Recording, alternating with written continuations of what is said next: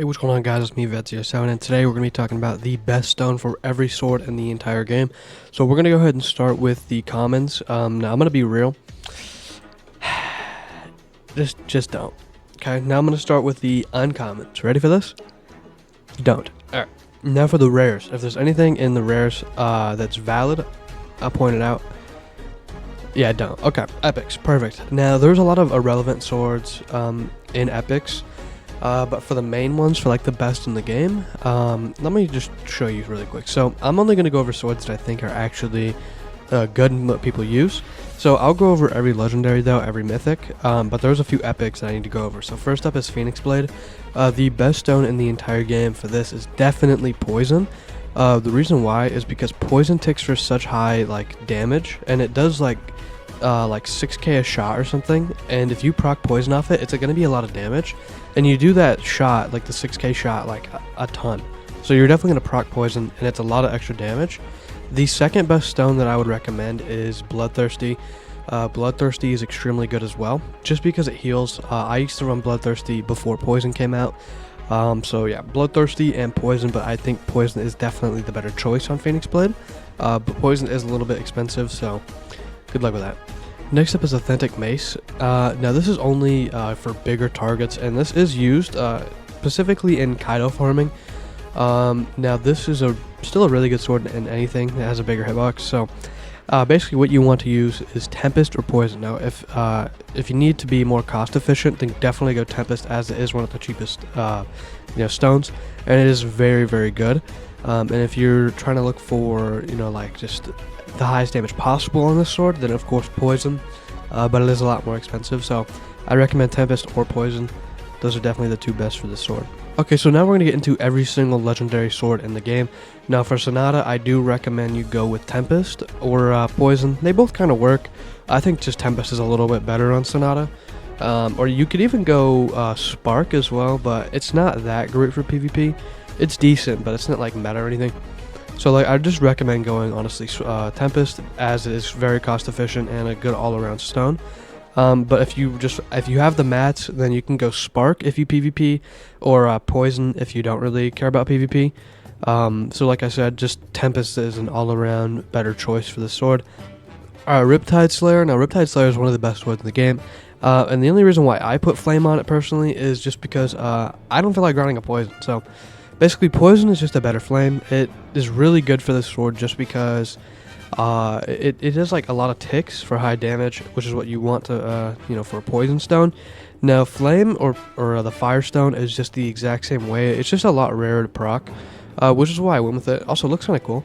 But like I said, I definitely recommend going poison on the sword. I wouldn't take any cop-outs and just do what I did, to be honest. It's not really worth it. Spark is also kind of good on this sword if you like PvPing with it. So Poison for sure on this sword. Definitely don't do what I did.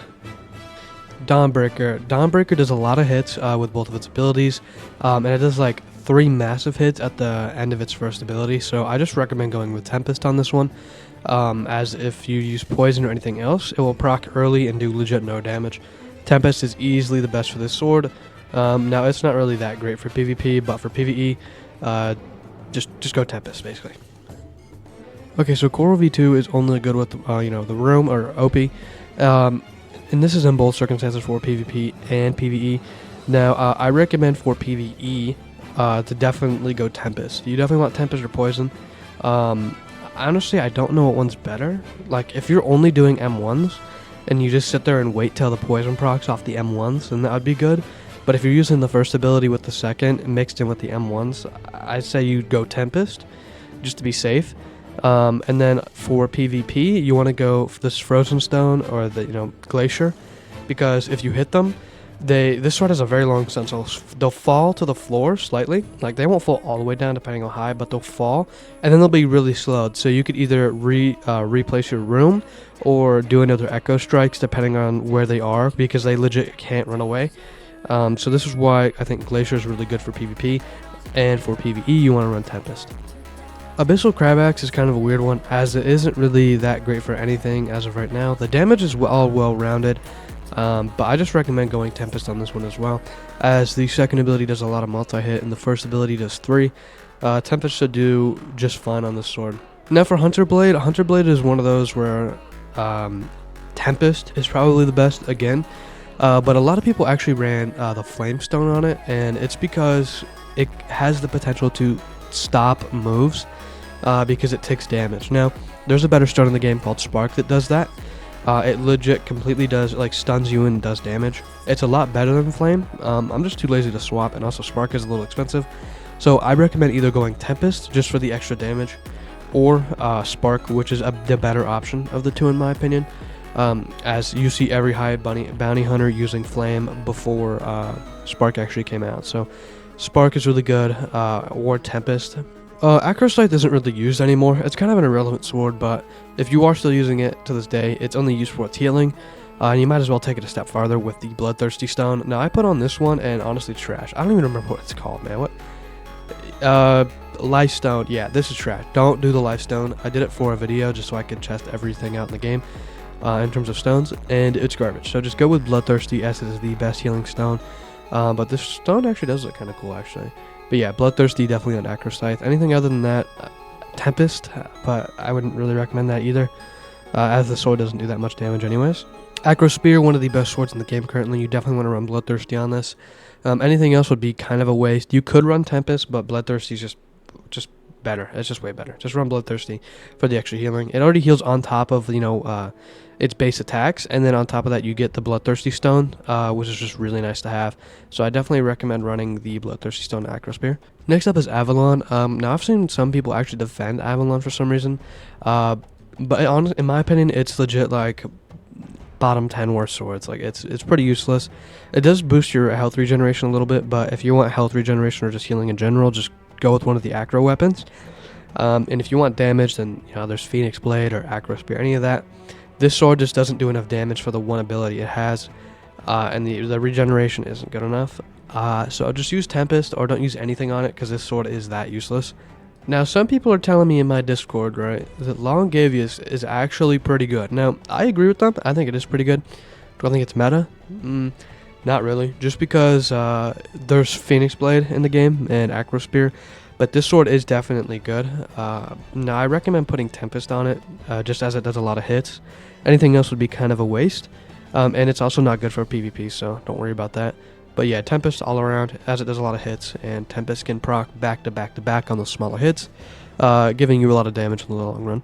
Muramasa, they changed the way this sword works. I think it only does 3 hits for the first ability now, on a bigger target. Like, I think they completely got rid of that. No, I mean, I could run over here and go test it, because I know they did change it. If the first ability only does 3 hits, like, I think, yeah, 3 hits, and then the Calamity Slash does like 10 or something.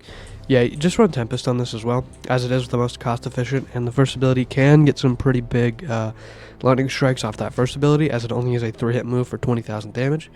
Definitely a Tempest on this sword. I can't really see poison. I mean, you could use poison, but it's not that great, just because the second ability is not good. It's actually trash still. But yeah, I would not recommend using any stone on this. And I don't even think it works on bigger targets. Next up is Authentic Triple Katana. Authentic Triple Katana is one of those where it's extremely good right now. And to be honest, you can make it work with almost any stone. Like, I think you just want to go Tempest, probably. Tempest or...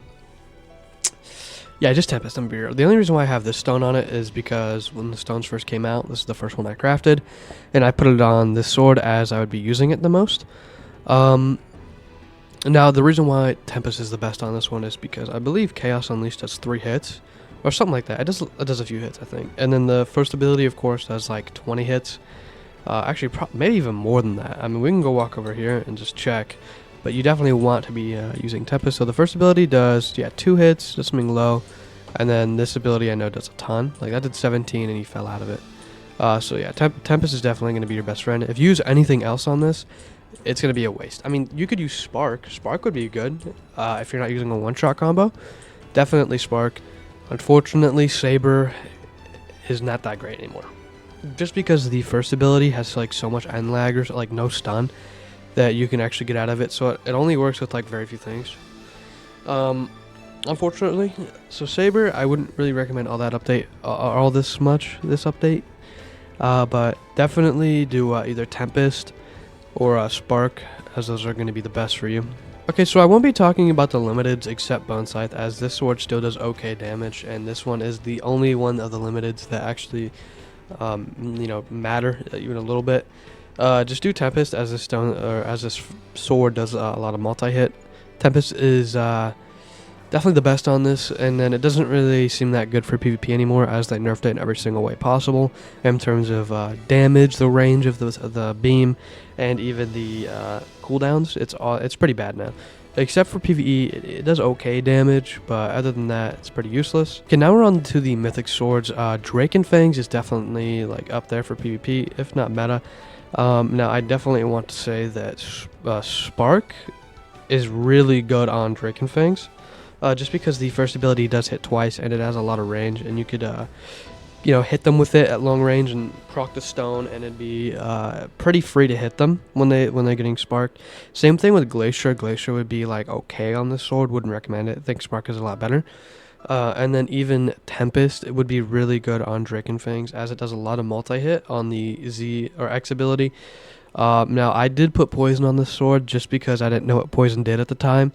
And it turns out that it is really bad on this sword, just because it does so many little tiny ticks of damage. So definitely do not put poison on this sword, even though I have it. And the only reason why I haven't removed it is because poison is expensive. It also kind of looks cool on this sword, actually. Yeah, anyways, Spark or Tempest is the best on Drake and Fangs. So for Blood Moon Twins, it's still a really good sword. It does a lot of damage. It just isn't really that great for Ken, like, breaking right now, which is why you haven't really been seeing it a lot, but it is still a really strong sword. Now, I recommend Spark, which is what is on it right now, and I'd also recommend Tempest, as it is very good with Tempest. So definitely Tempest or Spark. Now, this sword does so much damage that whatever fruit you're using it with, you probably will be able to one-shot. So I'd say Tempest over Spark. But Spark is so damn beautiful, man. Look at that. You know what kind of reminds me of? It reminds me of like a Titan shifting or something. I never use Blood Moon Twins a lot, so I forget how cool this stone looks. But it's too damn expensive to craft to put it on anything else. Alright, so here's our final sword. Now, easily, this is the best stone for it. There's nothing else that really comes close to it. It's poison. I recommend not going with anything else, just because poison is so good on the sword. Why it's so good is because it's only good on bigger targets, by the way. The sword's very niche. It has to have a bigger hitbox, or it's not really that great. Basically, if you hit the X ability on a big target, it can hit up to 5 times, which is not that hard to do. And it does big damage each slash. So if the poison actually procs, which is a decent chance, you're looking upwards of like 20,000 plus damage per like stone proc. Like, not like actual ticks of damage, but like the entire thing ticking. It's just a lot of damage with this sword. Also, I just wanted to talk about the sheer amount of Tempest and Spark stones on the list. You'll really see that there's like nothing else in the game that's really that great. Like Lifestone, Darkstone, Life Charm, Abyss, Gale, or Blaze. None of that is really that great anymore. It's only like the 4 stones that are on the list. So, yeah, I hope this helps. If there's any like really like niche sword that I didn't cover, like a common or something, or like a rare sword that you want me to go over, I'll tell you down in the comments below. Just ask and I'll tell you. I hope this video was helpful, and I hope you guys enjoyed it. Please like and subscribe for more, and I'll catch you guys in the next one.